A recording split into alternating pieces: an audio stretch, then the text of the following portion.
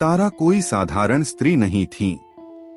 वह थी देवगुरु बृहस्पति की पत्नी, स्वर्ग की सबसे बुद्धिमती स्त्रियों में से एक। उनका सौंदर्य इतना अद्वितीय था कि देवलोक के भी कई ऋषि और देव उनकी प्रशंसा किया करते थे।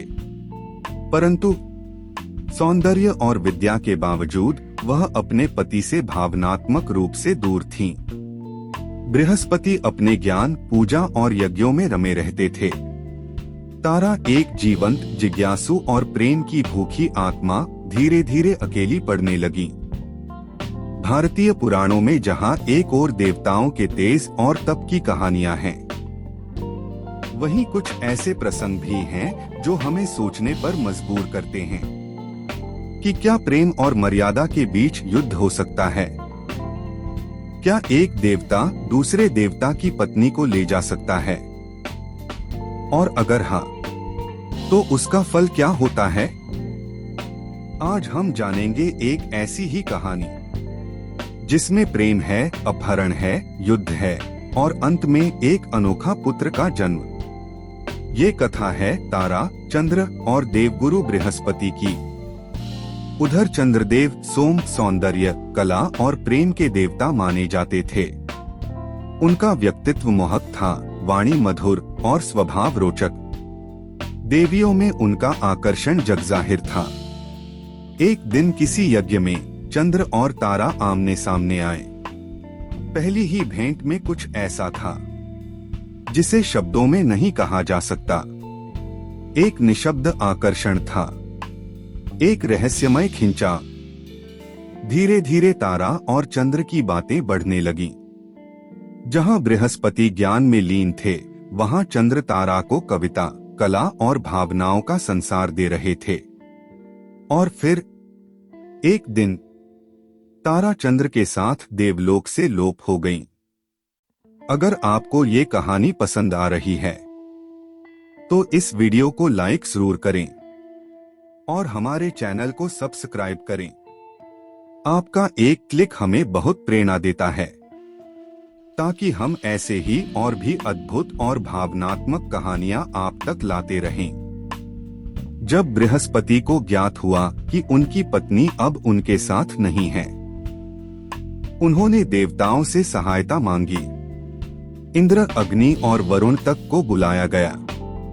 बृहस्पति ने तारा को वापस लाने के लिए चंद्र से आग्रह किया, परंतु चंद्र का उत्तर था, तारा स्वयं मेरी इच्छा से आई है, वह अब मेरी है।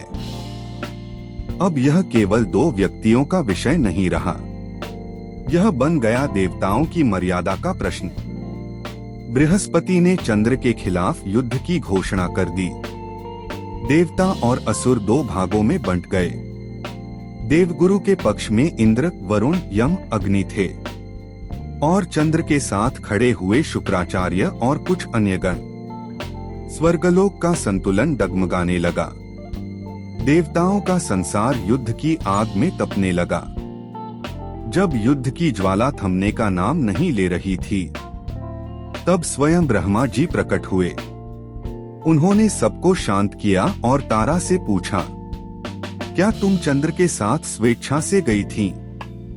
कुछ क्षणों की चुप्पी के बाद तारा ने कहा, हाँ, मैंने चंद्र का साथ चुना था। ब्रह्मा ने तारा को आदेश दिया, अब यह संबंध समाप्त करो। अपने धर्मपति बृहस्पति के पास लौट जाओ। और इस प्रकार तारा लौट गईं, लेकिन एक गर्भवती स्त्री के रूप में। कुछ समय पश्चात तारा ने एक सुंदर पुत्र को जन्म दिया, जिसका नाम रखा गया बुध। बृहस्पति ने पूछा, ये बालक किसका है तारा? तारा मौन रही, लेकिन जब ब्रह्मा ने स्वयं हस्तक्षेप किया, तब उन्होंने कहा, यह चंद्र का पुत्र है। बृहस्पति मौन रह गए और बुध को उन्होंने अपनाया। तारा की कहानी कोई साधारण कथा नहीं। यह दर्शाती है कि देवता भी भावनाओं के बंधन से मुक्त नहीं हैं। प्रेम में डूबा चंद्र, मर्यादा में खड़े बृहस्पति और बुद्धि बनकर जन्मा बुध। शायद यही है सृष्टि का चक्र, जहां प्रेम और धर्म टकराते हैं और संतुलन बनाता है विवेक।